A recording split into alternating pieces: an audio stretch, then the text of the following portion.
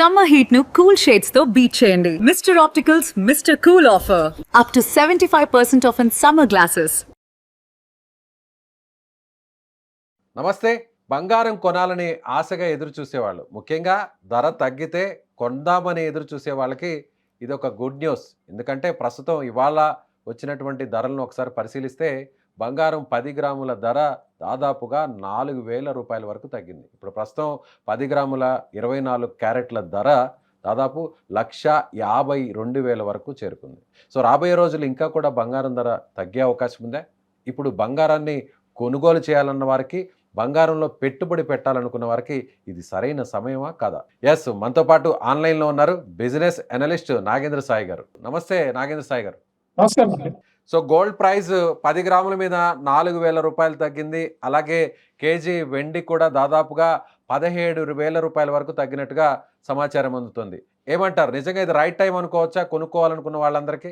So వాస్తవానికి బంగారం ధరల్లో ఈ రోజు అంటే ఇంత పతనం రావడానికి, నిన్న ఇవాళ పతనం రావడానికి యుఎస్ నుంచి వచ్చిన ఒక మేజర్ న్యూస్ దీనికి ప్రధానమైన కారణం అండి. యుఎస్ లో ఏంటంటే అక్కడ జాబ్ రోల్స్ డేటా పాజిటివ్ గా వచ్చిందంటే యుఎస్ లో కొత్తగా ఉద్యోగాల్లో చేరిన వాళ్ళ సంఖ్య బాగా ఉంది మామూలుగా అనుకున్న దానికంటే.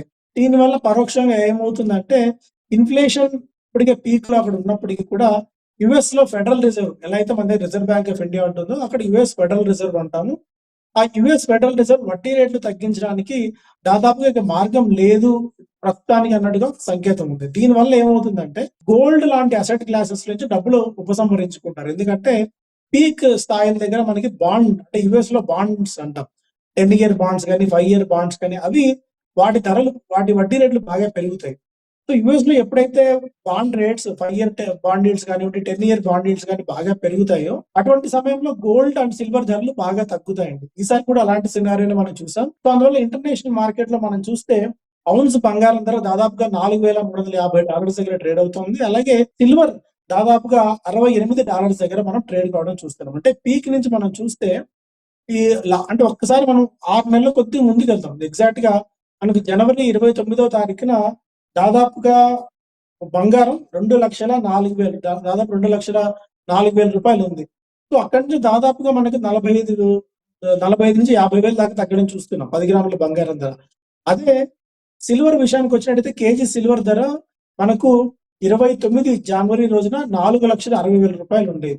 సో అక్కడి నుంచి కూడా మనం చూస్తే దాదాపు 2,50,000కి దిగి రావడం చూసాం. అంటే అక్కడ కూడా 2,10,000 రూపాయల దాకా తగ్గింది. అంటే పీక్ నుంచి సిల్వర్ ధర దాదాపుగా 40% పైగా తగ్గింది. సో అప్పట్లో చాలా సందర్భాలు చెప్పాము ఈ లెవెల్స్ దగ్గర సిల్వర్ కొనుక్కోవడం అంత రిస్క్ అవుతుంది అని చెప్పి. సో ఈ ధరలు ఈ రోజు పడడానికి కారణం ఇదే. సో మరికొద్ది కాలం పాటు ఈ గోల్డ్ అండ్ సిల్వర్ ధరలలో అనిశ్చితి అయితే కొనసాగుతుంది. ఎందుకంటే నిజంగా బాగా ఎంతవరకు పడుతుందని మీరు అడిగిన క్వశ్చన్. సో క్వశ్చన్ ఈజీ కానీ ఆన్సర్ మాత్రం చాలా కష్టం ఉంది. ఎందుకంటే దీనికి ఫ్యాక్టర్స్ చాలా గ్లోబల్ ఫ్యాక్టర్స్ ఉన్నాయి. ఇమీడియట్ గా ధరలు పడతాయా పెరుగుతాయని చెప్పడానికి చూస్తే బట్ ఓవరాల్ అయితే గోల్డ్ అండ్ సిల్వర్ రేట్స్ ఇక్కడ నుంచి కూడా కొద్దిగా తగ్గే అవకాశాలు చాలా పటిష్టంగా ఉన్నాయండి. రైట్ సార్, ఇప్పుడు సిల్వర్ కూడా 17,000 రూపాయలు తగ్గింది కాబట్టి సిల్వర్ పరిస్థితి కూడా అలాగే ఉంటుందా? ఎంతవరకు ఇంకా తగ్గుతుందో కూడా తెలియని పరిస్థితి అనుకోవచ్చా? ఒక రకంగా సిల్వర్ ని కొద్దిగా ప్రిడిక్ట్ చేయొచ్చు అండి. ఎందుకంటే గోల్డ్ కి ఏంటంటే హెడ్జింగ్ మెకానిజం కింద గోల్డ్ ఒక ఇన్వెస్ట్మెంట్ గా చూస్తారు. కాకపోతే సిల్వర్ విషయానికి వచ్చినట్టయితే సిల్వర్ కి మనకి ఇండస్ట్రియల్ డిమాండ్ బాగా పెరుగుతుంది. ఇండస్ట్రీ అవసరాల కోసం సిల్వర్ ని బాగా వినియోగిస్తారు. యాక్చువల్ గా అయితే ఈ $68 పైన $65 నుంచి $70 వరకు ఔన్స్ సిల్వర్ అనేది ఒక మంచి ఇన్వెస్ట్మెంట్ ఆపర్చునిటీ అవుతుందండి.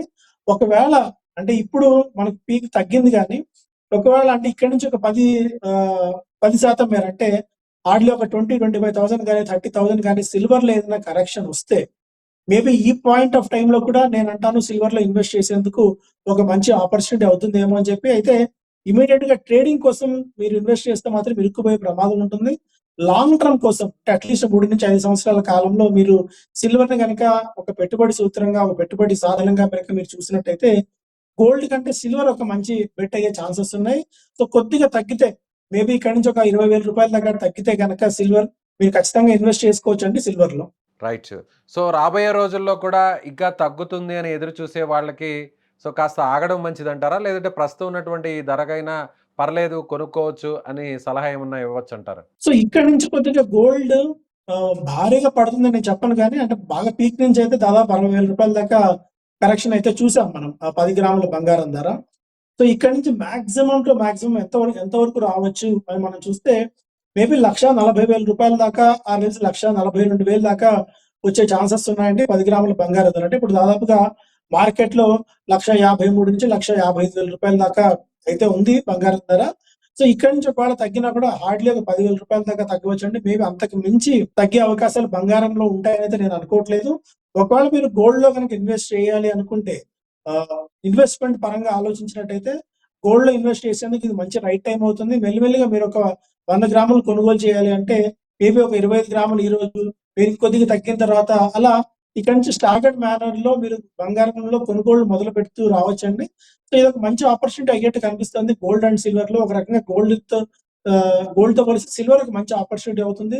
లేదు మాకు గోల్డ్‌లోనే ఇన్వెస్ట్ చేయాలి. సిల్వర్ మీద మాకంత ఆసక్తి లేదు అనుకున్నప్పుడు మెల్లిమెల్లిగా గోల్డ్‌లో కూడా మీరు ఇన్వెస్ట్ చేసుకోవడం మొదలు పెట్టుకోవచ్చండి. సో ఎన్ని రోజుల పాటు ఇలా తగ్గిన ధరలు కొనసాగే అవకాశం ఉంది?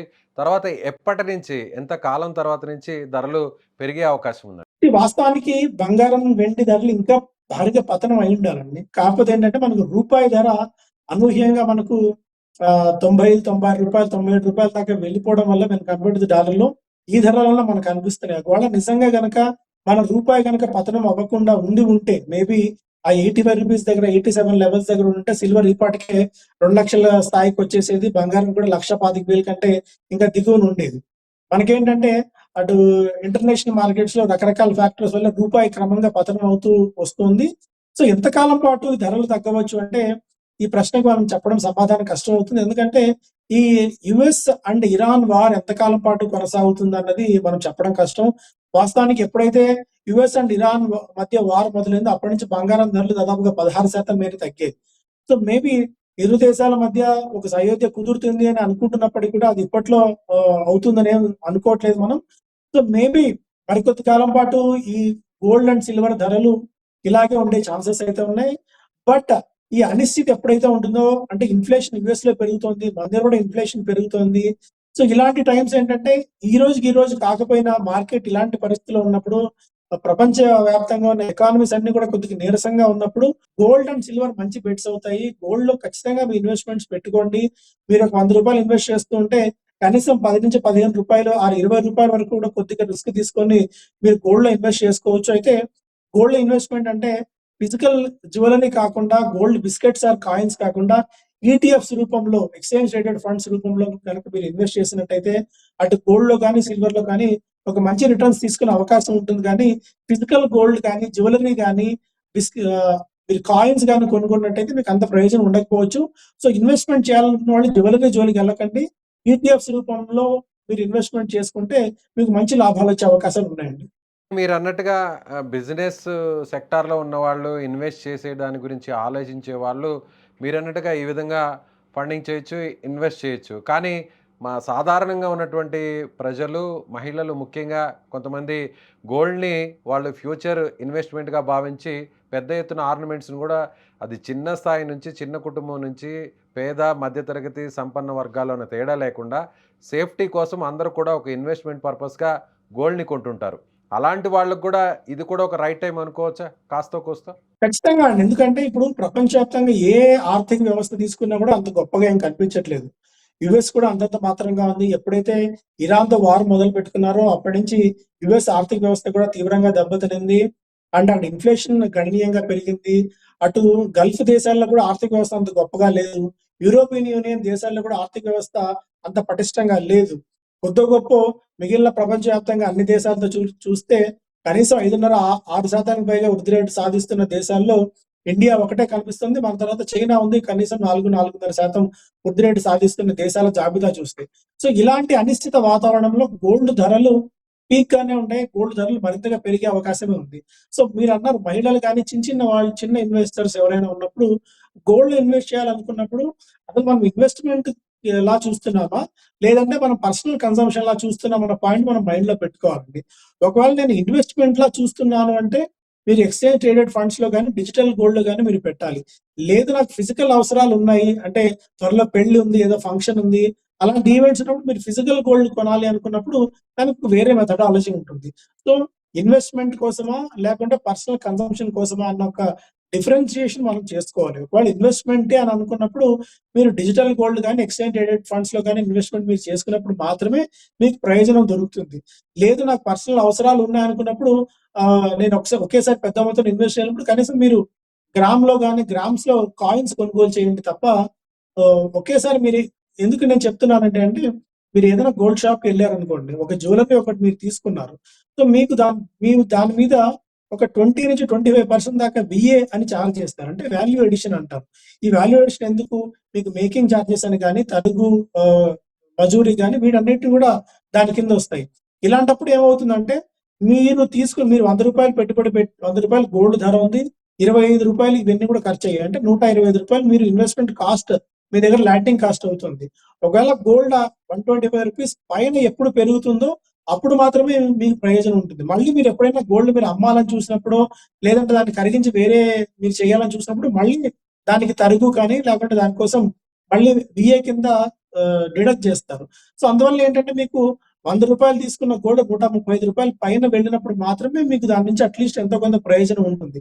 సో, అందువల్ల గోల్డ్‌ని ఇన్వెస్ట్‌మెంట్‌గా చూస్తున్నామా? లేదంటే మన పర్సనల్ అవసరాల కోసం చూస్తున్నామా అనే క్లారిటీ మీరు తెచ్చుకున్న తర్వాత మాత్రమే గోల్డ్‌లో మీరు ఇన్వెస్ట్ చేయాలని చెప్తానండి. Right sir. Thank you sir. Thank you so much.